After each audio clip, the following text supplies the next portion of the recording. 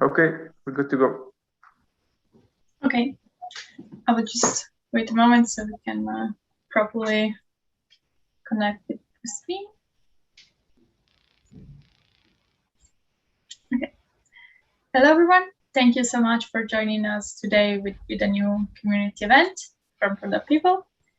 I'm Elisa Cantamessa, and I'm an associate product manager at Product People, and I will be your host for tonight's event.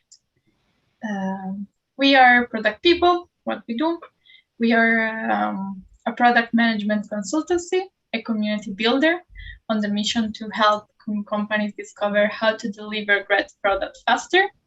And we invite product leaders to share their story and help demystifying the product management world. And as you can see, we are working with different clients from different industry. And at the moment, we are currently hiring for a product manager position. So if you think you are a good fit, please feel free to apply at productpeople.join.com. And today we are proud to welcome Nesrine, product manager from Google Meet, and she will talk us about how to build in product with avoiding the Scrum fault trap. And also I will now let Nesrine to share a screen and bring us to the presentation. Thank you all. Thank you, Lisa. Thanks for the introduction. Let me just start with the sharing my screen. And I get myself ready. All right. Is it visible for everyone? Yes. Okay. All right. Good evening and good afternoon, everyone. I'm super excited being with you today for this meetup. So thanks for joining and for showing interest. And also thanks for Product People for hosting me. So I actually selected a topic that is critical for product success, which is the product iteration. Not iteration on the product development side, but more on the ideation and the discovery of the product. So a friend of mine, Mary Brody, who's actually, we shared the panel a couple of months ago, and she's a digital experience strategist, and she's a writer, and she writes a lot of great blogs, actually said, I'm gonna repeat her quote here, that control is for beginners. Iteration is truly the mother of invention. It's actually so true. If we wait for perfection in business, we get nothing done and we become a bottleneck, right? So we cannot get to perfection unless you put something out and see what happened and make change to make it better. I guess for most of you, that sounds like agile, right? But today I'm not going to talk about agile in the way how we develop product, but more how to be agile in creating the product and how we think about an idea for a product. But first of all, let me start by introducing myself. My name is Nesrine Changuel. I'm a product manager at Google for Google Meet's product. But I have a quite technical background as I got graduated from electrical engineer school in Grenoble back in 2008. And then I got myself deeper in tech. I did a PhD in signal processing and streaming system. So I started my career in research, helping to deliver video in a better way. I spent 5 years in research, and I decided to move to the product world after 5 years in order to get closer to the user interaction side of the product. So I brought my tech expertise as well as my critical thinking, and I started my career as a product manager at Microsoft for a Skype product. So I was leading the video coding part of Skype. And 3 years ago, I started with Spotify. So I was owning the media experience, so the listening audio experience on Spotify. And I was like working on feature like a video podcast and the hi-fi Spotify experience. And it's only a couple of months ago that I joined Google Meet to work again on my passion topic, which is the media experience. And I'm working on the fun and delight part of Google Meet. So, all right. In parallel of my PM career, I'm also enjoying being part of PM community and sharing knowledge and extending my knowledge too. So I've been giving talks at different opportunity, such as like Product Management Festival, Product School, and many others, as this one. But the other thing that I started enjoying too is teaching product management to engineer students. So back in the time I was student, I actually never knew about PM as a career role. So I just discovered it the hard way. And now I'm trying to teach students that are ready for the market and ready for the job to tell them what product management is and let them probably consider product management as a career for them. All right. So actually 2 years ago, I wanted to start giving talks publicly. For me, that was a challenge. I haven't done it for years after stopping research, so it was completely out of my comfort zone. I could have spent months reading about public speaking skills and watching video to get depressed about how good they are, or try to get perfection into my presentation skills. But actually, I did not do that. When I wanted to start giving talk and speaking at conferences, I realized that if I wanted to improve my presentation skills, I would need to, well, present something and then I decided to get started, trusting that I would learn as I practiced. So now every time I give a talk, I evaluate what I create and look for ways to improve for the future. As I repeat this process, I learn more about my presentation styles. In product management, my approach, which is presenting and evaluating my work, is what we call iteration. So as we are speaking about product management, I cannot start by giving what the definition of what is a product. So for me, a product is any item or a service that you sell to serve a customer need or a customer want. So in my case, I worked on different products such as Skype. In Skype, I was owning the product, which is the video codec, how we compress video so that what we compress is in a good format that can be consumed in different devices and different networks. At Spotify, I was, as I said, owning the audio experience. So I owned the format of the audio files so that it can be used in different country, like used in different platform, different devices, different network conditions. And at Google now, I actually work on the Meet effect to make video call more fun and delightful. So as you can see here, we own like the background blur, the background replace. We're adding like a video background and some effect to look more engaging and more fun. So I explained what is a product, but now what is a successful product? And the best way to describe that is to use the same words as Marty Kagan, who's like, for me, the guru for product management, when he says that successful tech product has to solve for a customer, has to solve for a business, and has to solve for technology. So we cannot talk about a successful product if it's not honoring a value for the customer, if it's not viable for the business, and if it's not like feasible from a technology point of view. All right. So now, as a PM, in order to get to that value and to that product management, one core responsibility is to deliver value. To do so, we most of the time have to explore both the problem and the solution spaces. We call it product discovery and product delivery. So product discovery is the process of understanding the need of users and customers and determining how value can be best delivered to them. Product delivery, on the other hand, is the process of getting a product into users' hands and get it like launched and landed on the users' hands.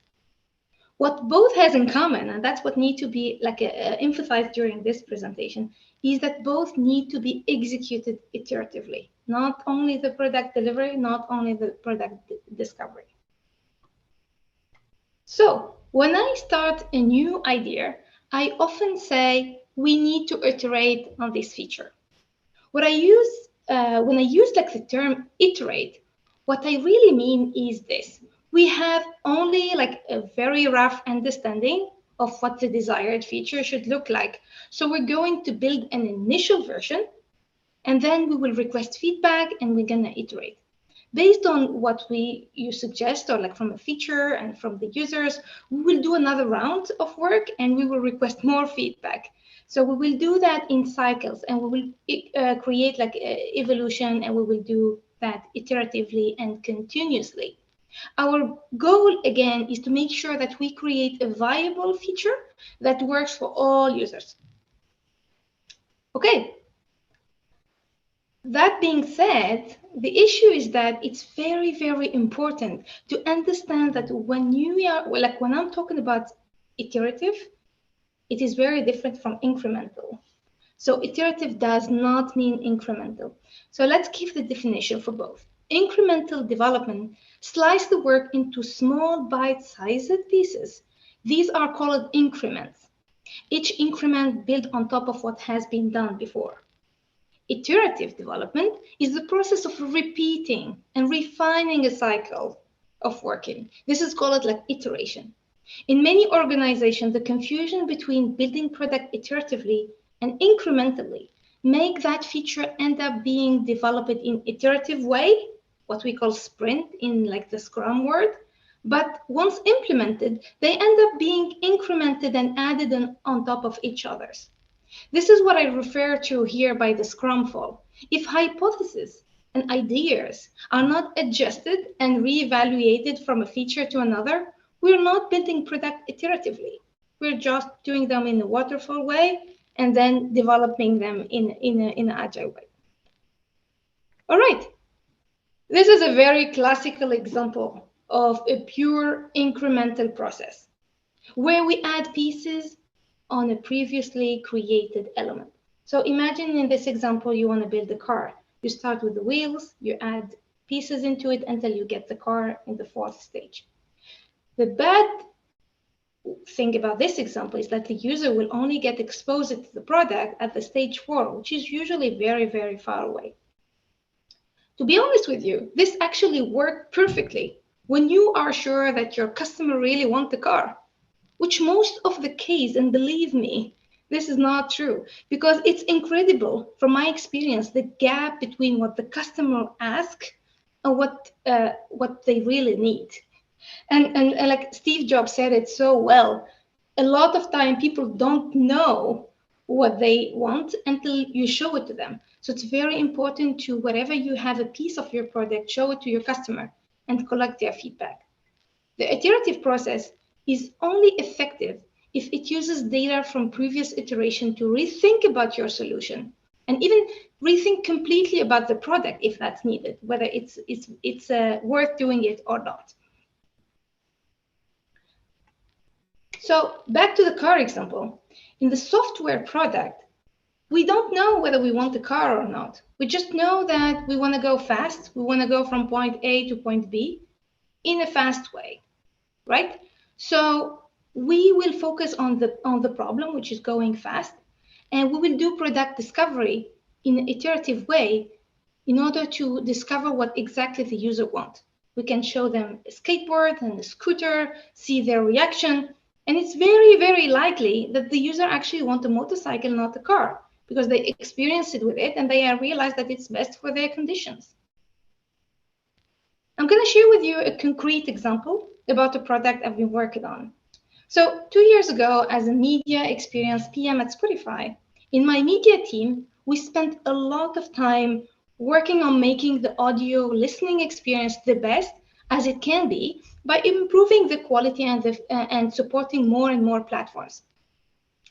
And the Spotify strategy, as it's like publicly announced, is audio first. But audio first does not mean audio only, right? I mean, it just say that we need to focus on audio. So video has been an interesting area, and it is definitely a good way to enrich the audio experience and attract the listener. So my team and I, we have been like focusing on how can we enrich the audio to be audio first through other media types.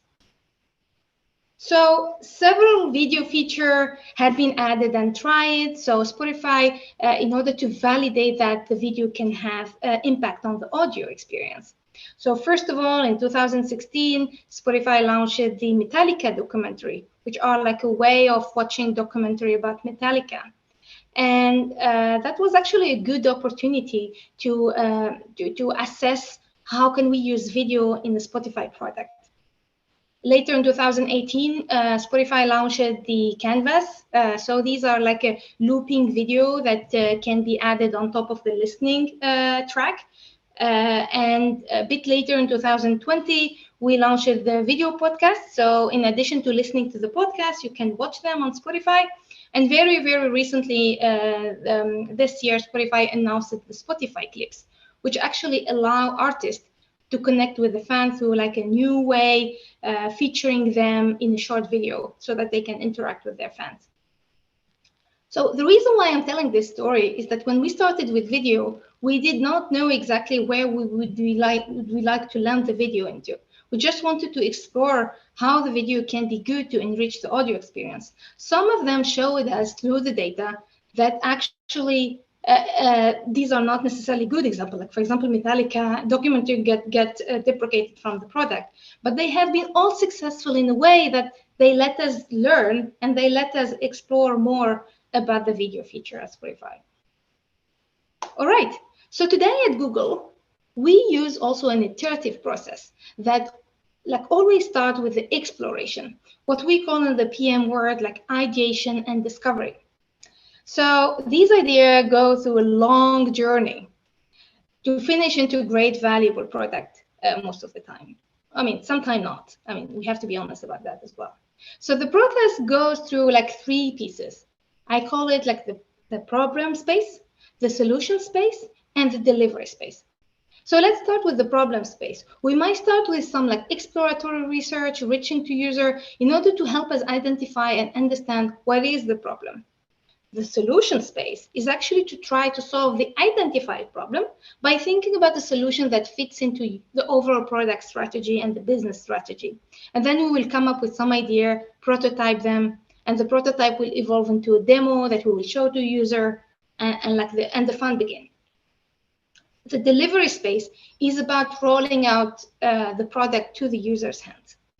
So all these areas are characterized by a frequent iteration. We iterate in each of these spaces. So on the solution space, on the problem space, and the launch space. So about the problem space, how do we start? So idea comes from a different area. It can come from the user need by interviewing the user, from the engineers, because they are very opinionated and smart people and they can tell us about how to improve the product, can come from the business, of course, and sometimes can come from the technology. We have the technology and we want to make it into a product. But the best way to start is to explore the problem and understand the why. Why are we building that feature? So the key feature for success in this phase, I would say, first, focus more on the problem space rather than the solution space. Focus on the user challenge and needs and the pain point, listen to them in an empathetic way. Do user interview and research, like focus a lot on what exactly, talking to user as often as possible. And a very important piece in this phase is to list your hypothesis. When we're talking about the problem, we are sometimes biased and we're making a lot of hypotheses, thinking that the user may be suffering from X, Y, Z. It's very important to list them so that we can validate them later on. So getting to the solution space, at some point, one of the various ideas will come up as best suit. And then we want to implement it and we will take it to a prototype level. So at Google, we have different type of prototype. We have like the design prototype, we have the tech demo, and we have also like sometimes high fidelity, low fidelity prototype. But I want to say here is that the purpose of the prototype is not only to see what the problem, what the product will look like. What we want to do from the prototype is to validate early hypothesis and show it to the user. We want to change requirement and adjust the objective if needed. So having something that can be shown to the user, or what we call prototype, is the best way to validate your hypothesis. So key point for success in this phase, I would say, we want to validate the feasibility from a technical perspective. We want to get a small MVP, like a small piece of your product, so that we can hand it over to the user and we assess the value we are trying to provide. And again, here we need to validate and assess the hypothesis that we listed in the previous phase. Okay, so before we release stuff to the public, we go through a process that at Google we call dog fooding, where we actually test the crazy things on Googlers. So we ship what we are trying to ship to the user to Googler first. And believe me, Googlers are highly opinionated people. So let's say that you get a lot of strong feedback from them. So once we get this feedback, we will make a call if when to launch, so the date and which market. And we'd rather prefer launching early and iterate quickly rather than like waiting for perfection, as I mentioned earlier. Of course, we pay a lot of attention to what's happening in the world once the product is launched, and we iterate based on feedback. Launch actually is not the final stage. It is an intermediate one, because what we mostly care about is the landing phase rather than the launching phase, or at least more than the launching phase. We care about how our user will use our product. That's why we use user feedback and data to continue on improving the product. It's never like, let's say, once we launch a product, it's over. No, we launch it and we want to make sure how it's landed. Is it landed safely? Are people loving it? Are people recommending it? And that's through feedback and through data, of course. So I started in like a 2 or 3 slide before showing a nice iterative diagram. But the reality is that every product has been different. It's always been different from a product to another. And the reality is that when that we believe in the value of iterating fast, but we adjust to each feature's needs and we accept chaos. Chaos is part of the PM journey. Everything which fit into like a predefined, nice process, like a straight line, is probably not ambitious enough to be tackled. So my role as a PM is not to eliminate chaos, but to manage it and to keep the focus on the user needs. All right, so now a key lesson for success is actually to take risk and actually to take it often. And even if that make you fail. So actually Google encourages us to fail. If you never fail, you have never been ambitious enough. The only thing is try to fail fast so that you can learn fast. That's like the most important lesson to try to keep in mind on. With that, I want to thank you for joining me today and for listening for my talk. Hopefully that was useful, and I would love getting your questions and your feedback. Thank you. Thank you so much for the amazing presentation. It was really interesting. And feel free to stop sharing if you want. And you can go to the orbit. And actually, we have a question from YouTube. Luna is asking, do you think new grad can directly jump into product manager roles instead of having to build in another more entry-level position? Excuse me, can you please repeat the question? I just got some audio issue. Yes. Yes, sorry. Do you think new grad can directly jump into product manager role instead of having to build in another more entry-level position? Okay, I got the question. Thank you. Actually, now we are in a world that a lot of companies value entry level as well by offering programs such as like associate product management role. These are designed for entry level, for new graduate level. So it's not a prerequisite to have like a list of PM experience, or like at least product building experience in order to get into a PM role. It's still like a bit unfortunate that we don't necessarily teach product management at school, but these are skills that we can practice. There are a lot of books, and like luckily now we have a lot of talks as well that people can listen in if they're curious. But what I want to answer to this question is that we have a lot of entry-level programs, like as I mentioned, associate product manager, that are deliberately designed for entry-level and like for beginners to explore the PM career. Sometimes I also have like I've been like sometimes seeing even PM interns internship, which is something also new, and I'm very happy to start seeing it because it's a great opportunity for beginner to have an idea what's a PM and have a hint whether it's something they would like to explore more or not. Yes, thank you. Actually, we at Product People offer some internship experience, so you can find us on Join if you're interested in getting to know better the product manager work. But Nasreen is completely right now. There are more and more associate program people, associate position. Okay. So we have actually Victor. If you want to speak, you can unmute yourself. Yeah, Nasreen, thank you for the talk. It's very interesting to see how you guys work at Google.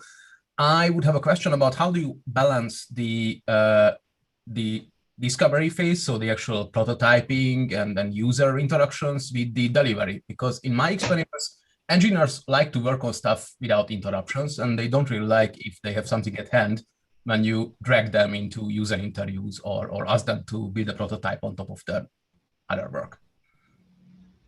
Thanks for the question, Victor. So something that sometimes we misunderstand about product discovery and product delivery is that product discovery is not a phase. It's not a phase that start and finish. It's a daily work for a PM. So every day we're doing product discovery. Every week we are speaking to users. I have also like sometime interaction with our customers from Google. So it's very important to keep that discovery continuous. So I would say it's very important to balance throughout the week enough budget for the discovery and for the delivery. And to be honest with you, my role is more on the discovery than the delivery. It's very important to make sure that we are here for a reason, and the reason is to make sure that we come up with the whys. And the whys comes from the discovery, not from the delivery. So the best way, and everyone of course doing it their way, is to delegate the delivery to the engineers, because they are the best to do that. They're doing the code and they're working on the code. No one can understand that better than them. And I'm mostly spending my time on the discovery rather than the delivery. Don't misunderstand me. I'm not saying that I'm not doing at all the discovery, the delivery. I'm also like involved, but more on the launching and the landing side. So I'm more involved in the landing by checking data, by checking how the user use the feature, rather than like the cycle and like slicing the pieces of work. So engineers are really good at doing that. They don't need a PM for it. Thank you. Thank you. Now we have a question from Conrad from YouTube. He said that personally, he preferred to stay in a complex domain than in chaotic domain. What is your opinion on that? So he preferred to be in a complex rather than a chaotic, right? Yes. Okay, interesting. But thanks, Conrad, for the question. I think sometimes if we try to, that's my opinion again, if we try to control a lot, we are not going too fast. We're going too slow. So there are a lot of code around that, and it's so real. If we try to manage and control and make sure that we have a process that works perfectly, then we will have a very slow cadence of delivery. So the best is to embrace chaos and think about it as a way of working, and like focus more on delivering fast, iterating fast, and like focus more on the value rather than the process itself. So of course, I mean, that's obvious. I would prefer being not even complex, but simple environment. But that will mean that very controlled environment. And that also means that it's a somehow slower environment, so not very innovative. Thank you so much. We have also another question from Atza from YouTube. And she is asking, how do you decide on the discovery technique you'll use in each iteration? So is the question how to decide which discovery technique? Yes. Okay. That's a good question because the answer is it depends. It depends on the feature. Some feature are, let's say, B2B features. Some are B2C feature. Some are like also like for a subset of users, like very defined users. Some are like more global. And if let's say if it's a B2B or versus B2C, the discovery is completely different. But the best way that always work is trying to identify the problem from the users. So for me, I've been through different technique, and the best one that I really like is speaking to users and listening to their problem and reaction to the product. So I do have some sessions with the UXR, or what we call user experience researcher, where we interview user and ask them about a specific problem and how they are solving that, how they are dealing with the situation. And that's very eyes-opening to understand how users are actually behaving to situation. And we realize that we're so different. The key point here is that we're not building the product for ourselves. We're not going to be the user. We're building it for someone else, and we really need to be closer to someone else, I mean, that person, so that we build it in a correct way. I hope that answers. I know that does not necessarily answer the question, but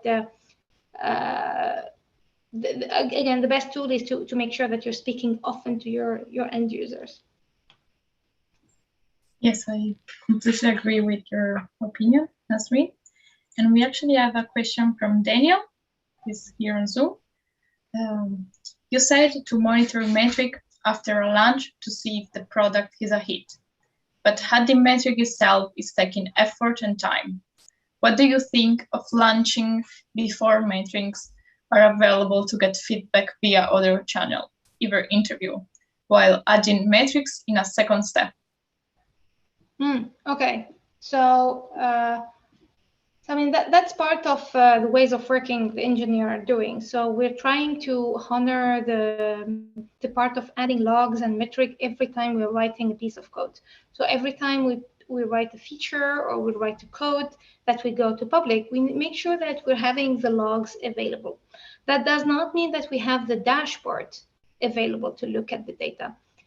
We have been through a lot of situations where we send the product out, but with the logs added so that we can do query and we can and understand how the user are using our product.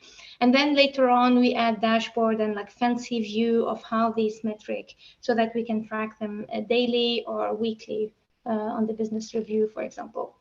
So I would highly recommend that every time we launch something out in the public and for users' hands, we have a way to measure that. Of course, if the user portfolio is very small, then like user are reachable for feedback, it's completely fine.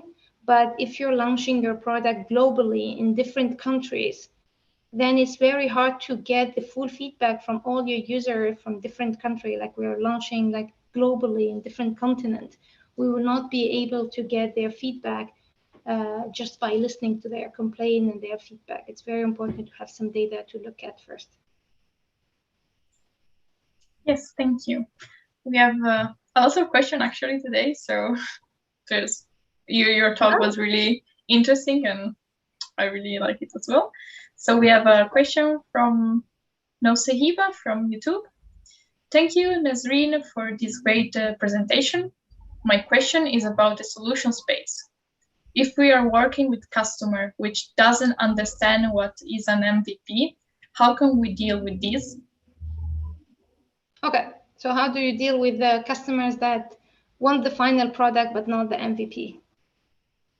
I mean, that's a very, very good scenario because customer want the product quickly and they want it ready fully. I mean, they come with like all these constraints on time, and it's really hard to honor. So the best, of course, is to try to plan that, let's say, in advance, not let's say come up with a product requirement and then like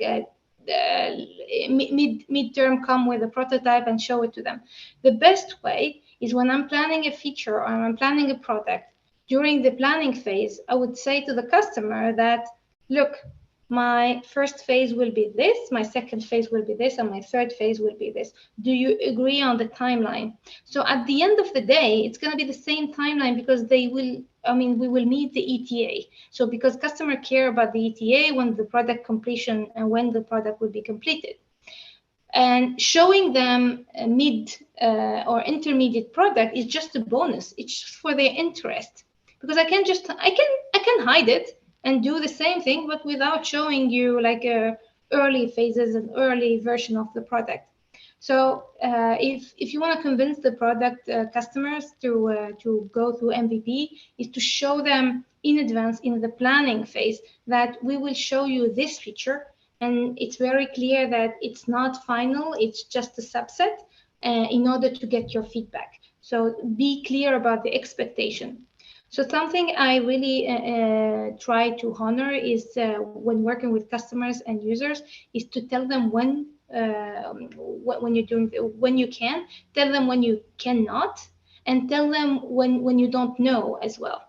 So nothing comes as a surprise. So when you know that your plan is going to be executed in 3 phases, tell them that it's going to be delivered in 3 phases, and the phase 1 will be incomplete, but it will allow you to test and to give us feedback.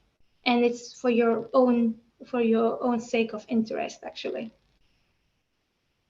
I mean, that's mostly for B2B, because in B2C, people don't necessarily, the users get the value even from a small increment, but for B2B, it's a different word. I understand.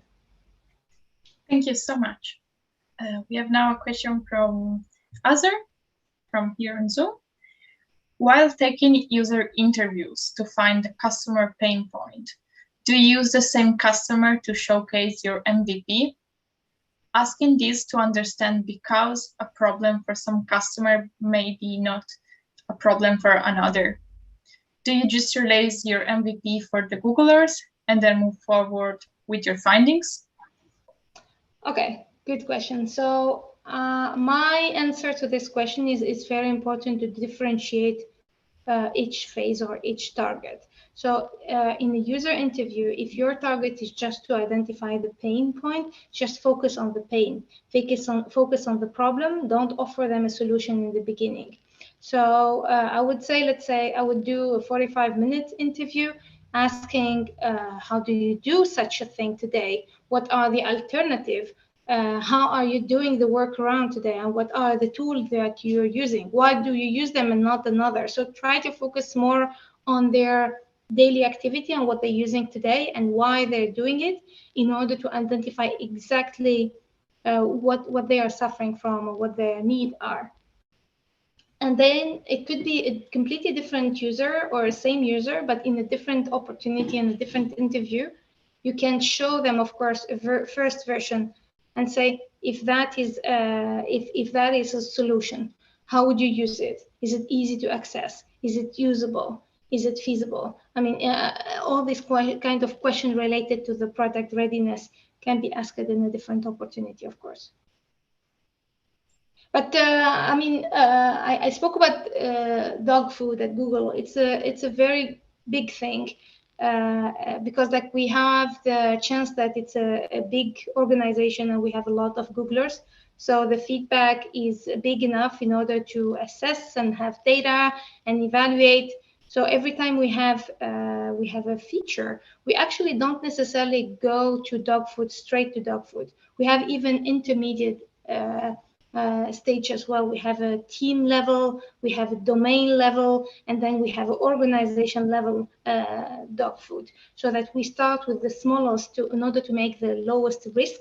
So let's say I'm working with Google Meat, I will only start with meat, and then I will launch it to let's say the video department, and then I will launch it to the global department.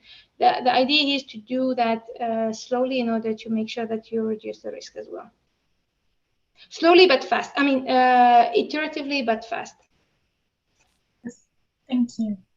Now we have Dimitri from YouTube. Amazing keynote. two questions, please. First, what is your main learning on the user interview? Second, how is critical thinking helpful in your PM role? And do you have any book recommendation on critical thinking? Okay, good question. So the first question is about user interview and what are the learning from user interview. For me, it's always a different learning from a user interview to another. What I love is the different perspective.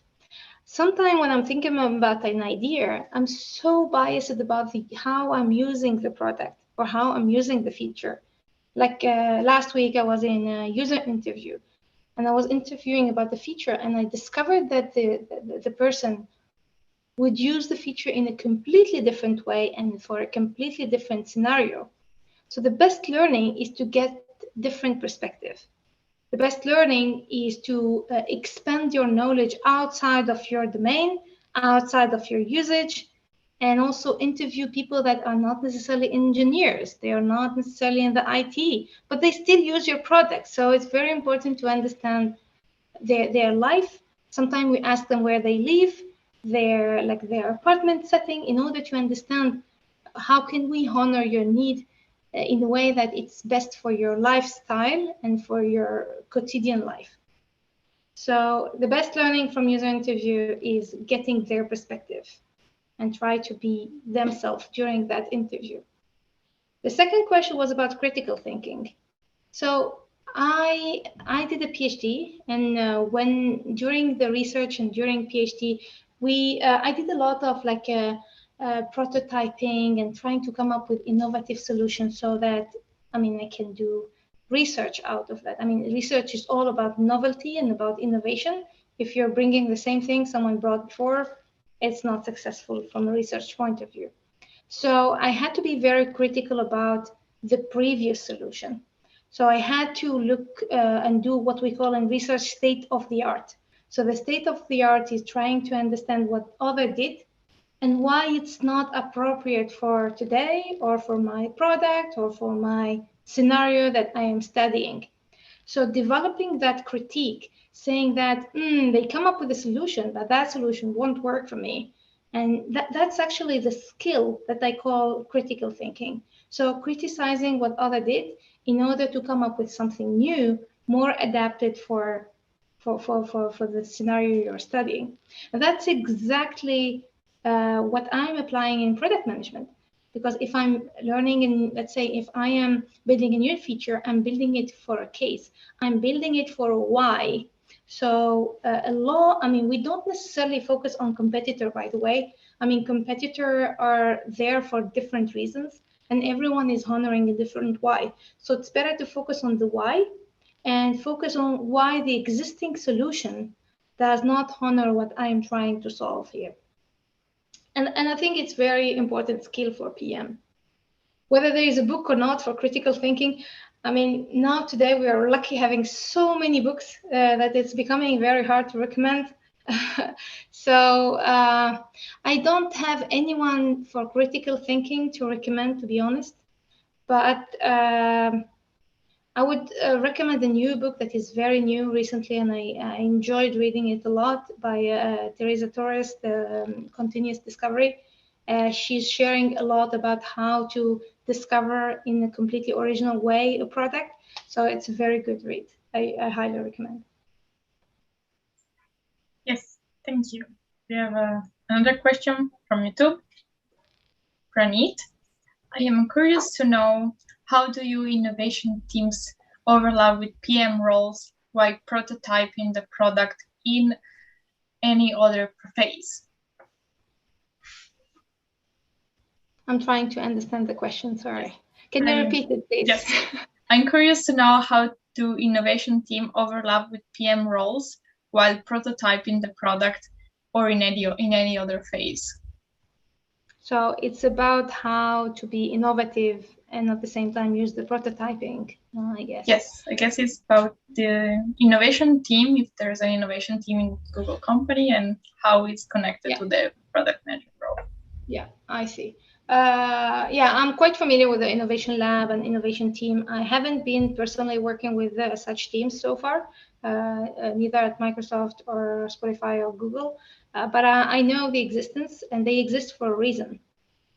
So it's mostly about trying to understand why we're building a product by getting closer to users. We do a lot of design sprint as well. For me, it's more or less the same thing, trying to get the time in order to focus on why we're building it, etc. So in my case, I don't think I would give you a perfect answer because I haven't been working with innovation team or innovation labs. But I'm always like charmed by all the innovation lab and innovation like video that show how people are doing this kind of initiative. That for me is very, I mean, the key for innovation teams is to make sure that they are as close as possible to the users by sometime like putting their desk in the environment and working in the environment so that they get as close as possible to the user crossing the street, for example. These are very nice these are initiatives. Yes, thank you. We have Hama on from Zoom. How can you ensure you're gathering the right data to support the product delivery? Yes. So at Google, we do a lot of OKRs, what we call objective key results. Every time we do our planning, we come up with a list of objectives.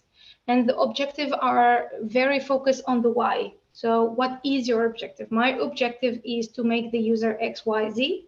So it's more like focusing on why we're doing it. And then once you write your objective in a nice way, you identify the key results.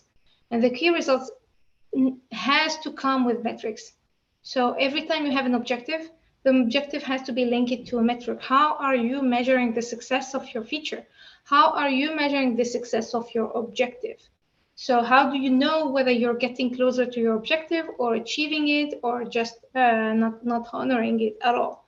So the best way is when you're thinking about your feature or your objective, make sure that you have the metric in mind while writing your epic, writing your requirement document or whatever document you're doing, defining the feature. The metric has to come early in the planning phase, not let's say in the delivery or when you get closer to the launch and say, okay, how are we going to measure that? It's hard to evaluate whether you succeeded or not later on. Thank you. We have another question. What technique can you use to control chaos? I said that I don't control chaos. I just said that I manage it, or at least I try to make sure that. So what's the goal? What's my role is to make sure that whatever we're doing is to honor value and to honor the user needs. The way how that lands is not that important. I mean, of course, it's different from a feature to another. Whether there is a technique to control chaos or not, I think the best way, really the best way that works is to manage your stakeholders and keep them informed.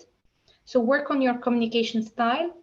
Make sure that you have the document who should be informed, who should be accountable, who should be like notified weekly or daily.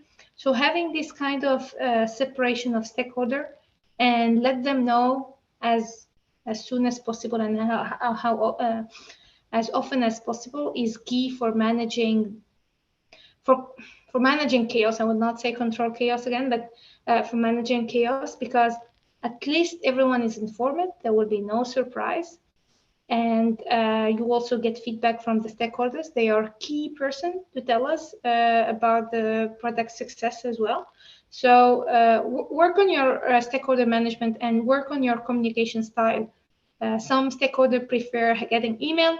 Some prefer getting like a Slack message. Some other like prefer having a newsletter. Identify them, interview them, ask them how they want the communication, how often they want it, so that it's aligned from the beginning. No surprise comes later. I mean, the surprise and people are asking for change, that's actually what creates the chaos.